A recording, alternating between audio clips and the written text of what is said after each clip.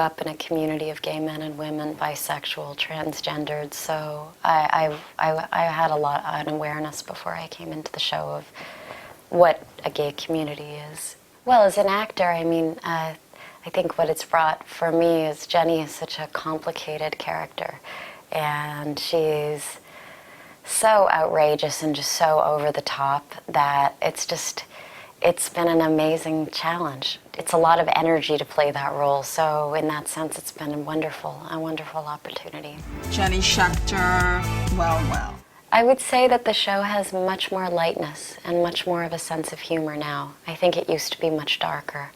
I think perhaps it reflects the state of mind of the creators, I don't know. The storylines for the show are set in the writer's room before the season starts. I mean, we definitely, with each script that comes in, we go and we meet with the director and we talk about what we're doing in that episode, and if we have questions about what our characters are doing or what they're saying, they're very open to changing things, and in particular with me, they allow a lot of improvisation. So the group scenes when I'm working with the other girls, and the cruder stuff that Jenny says, definitely, I would say most of it's improvisation, which is very rare for television.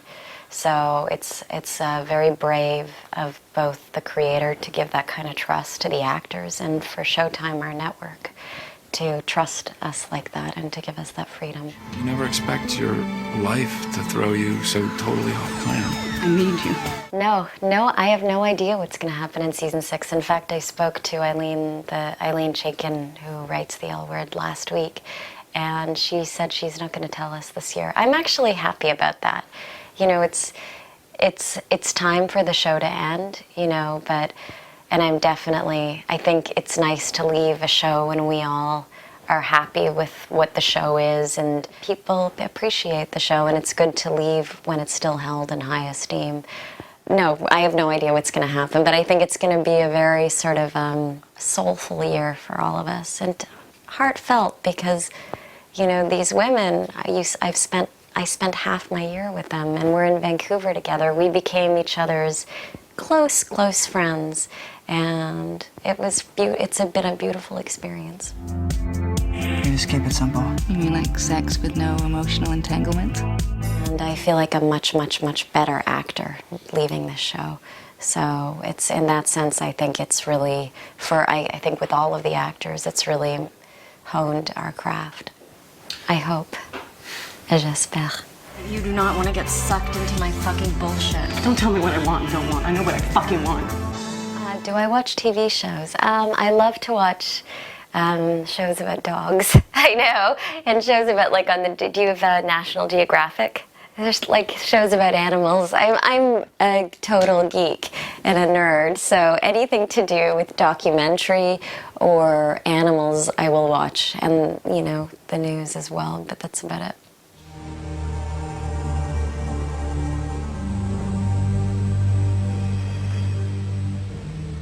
I think in the case of 24, she's just she's a mercenary. I don't look like a mercenary, so to have to do that was really amazing as an actor. For usually I choose characters that are completely different from me. And, you know, of course, it really comes down to the director and the writing. That's it. I couldn't work, actually, because of the L Word, and for the past 7 years I've worked on a book called I Live Here, about displaced persons all over the world, and it's being published in October by Pantheon. So I was traveling for the book. It's 4 books, actually, and each book is its own country. So it's Burma, Malawi, Chechnya, and Mexico. So the premise of the book was I traveled to these places and got displaced persons to write about their life. So, you know, when I started the book, I didn't know that it would be a full-time job, but it was, and I wanted to do my very best, so I couldn't work. I had to stop everything, you know, because it took 7 years to finish. It's too long. I had time to do the series, stop, and then go work on the book, and that was it. Each page is handmade, so each page took weeks to make, so if you see the book, I think you'll see why it took this long and why I couldn't work on anything else. In my opinion, it's much more French than it is American. I think the French have a love of literature and, a love of art, and it definitely is a book about the state of our world and hidden voices, and told in a very unusual way. So, I really hope it comes out here. I've been coming here since I was 15, and I remember sitting in front of Sacré-Cœur, and my cousin took me to Sacré-Cœur because I was a bit wild, and at 15, and I think she wanted to settle me down by taking me to Paris.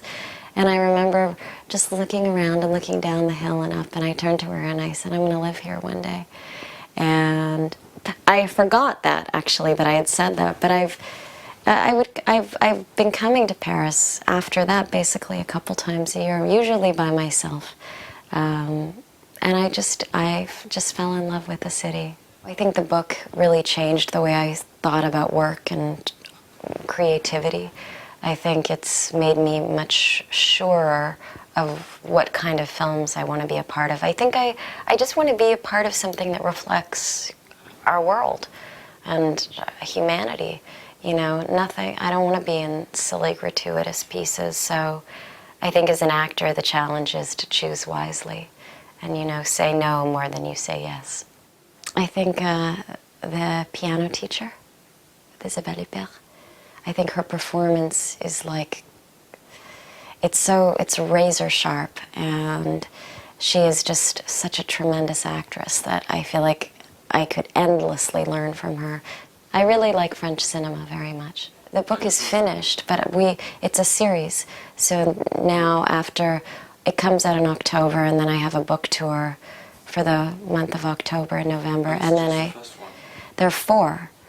And then we begin the next series, so I think the next books will be on Colombia and Iran. And also with the book, we've created a foundation to create creative writing programs in the regions we go to for kids without access to education and social support from their community. So I'm putting together a creative writing program in a juvenile prison in Malawi. But it's been 7 years of work, so, time is short, so I think I'll probably need to rest after that. Merci. Vous êtes très gentil. Merci beaucoup. Everything will be alright if you just stay.